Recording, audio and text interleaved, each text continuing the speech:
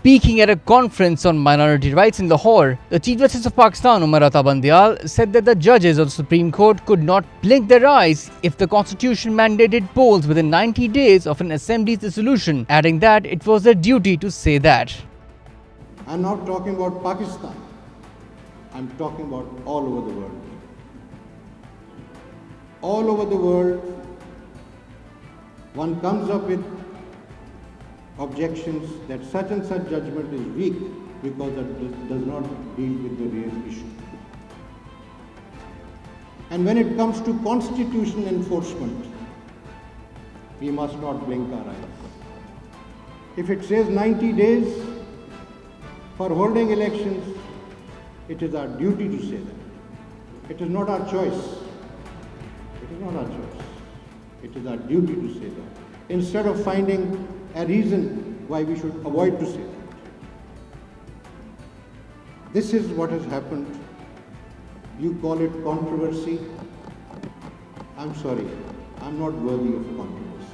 After repeated back and forth last week, the Supreme Court on 20th April afforded a temporary respite to the country's main political parties, giving them time till 26th April to develop a consensus on the date for elections to the provincial and national assemblies, so they could be held simultaneously across the country. Negotiations subsequently followed between the government and the PTI, but remained inconclusive. The PTI and the government have since provided their reports about the negotiations to the Supreme Court, and an appropriate judgment is expected in the case. According to an ISPR statement, Chief of Army Staff General Syed Asim Munir has stressed the need for enhanced cooperation between Pakistan and Afghanistan to effectively tackle the common challenges of terrorism and extremism. This came during a meeting with Acting Afghan Minister for Foreign Affairs Amir Khan Muttaqi, who is here for bilateral meetings in Islamabad. The ISPR statement added that the two dignitaries discussed issues of mutual interest, including aspects related to regional security, border management, and formalization of bilateral security mechanisms for improvement in the current security environment.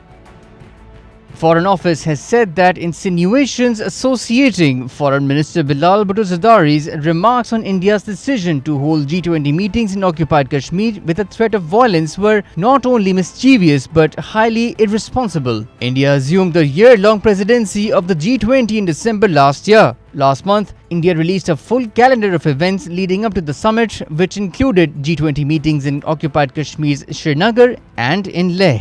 Pakistan has vehemently condemned India's move, saying such a move was self-serving on New Delhi's part. During his two-day visit to India for the Shanghai Cooperation Organization's Council of Foreign Ministers moot, Bilawal had also condemned New Delhi's decision to hold G20 meetings in the disputed territory. Responding to questions regarding the matter in a media talk after the SCO meeting, Foreign Minister Bilawal had said that Pakistan had condemned it and at the time will give such a response that it will be remembered. Subsequently, Indian news outlets such as the Hindustan Times and India Today had reported Bilawal's remarks as a veiled threat to India. The counting of votes began as polling concluded in 63 local body seats in 5 divisions of Sindh. According to Radio Pakistan, the polling process started at 8 am and ended at 5 pm without any break in Karachi, Hyderabad, Sakhar, Larkana and Shahid Benazirabad divisions. The Election Commission of Pakistan said that the polling process in the province's 24 districts began on time. The commission said that the exercise was being monitored by the Central Control Room in Islamabad, where ECP Special Secretary Zafar Iqbal was present alongside the monitoring team. It further said that complaints at the same polling stations had been resolved on the spot, adding that they were related to scuffles between political workers. The ECP also shared pictures of citizens making their way to polling stations to exercise their right to vote.